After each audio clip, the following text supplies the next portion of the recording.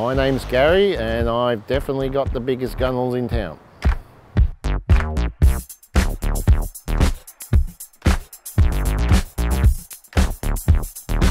I'm Garry Dunn, born and bred in Sydney, from the Shire, and I started up about 25 years ago a small business fixing PCs.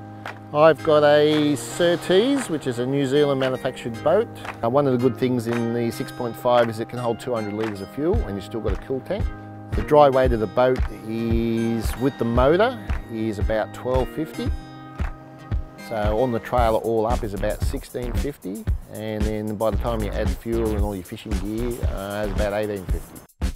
Yeah, the Surtees, a real surprise to me. To me it looked like a lightweight, appeared to be narrow, absolutely handled like a shell, and anyone that drove that boat would have to be crazy not to say that it was exciting, a great feeling and confidence. You don't do a turn, you don't hit a wave and think, shit, what's going to happen? It's just going to handle it, and I was absolutely stunned how well it handled it.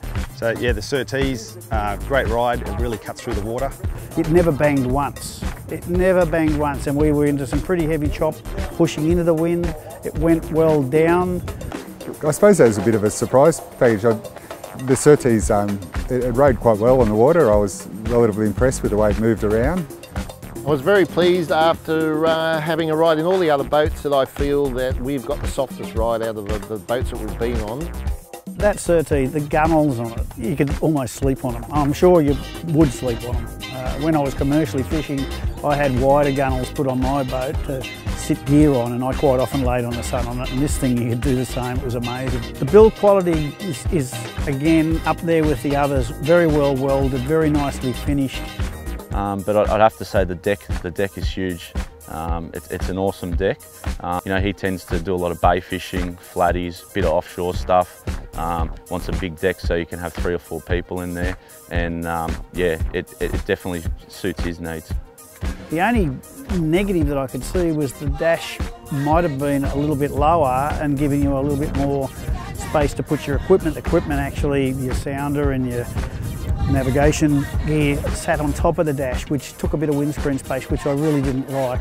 Plenty of fishing room at the back, absolutely plenty of fishing room, good layout. The boat builder that designed and built this boat really put some thought into it and knew what he was doing, because as I said, I've been on the water since I was 12 years old and I've never been in a boat that I felt so confident with, and you never should judge a book by its cover, because I looked at it, I thought it was narrow, I thought it was going to be flighty. It was none of that, it was just superb.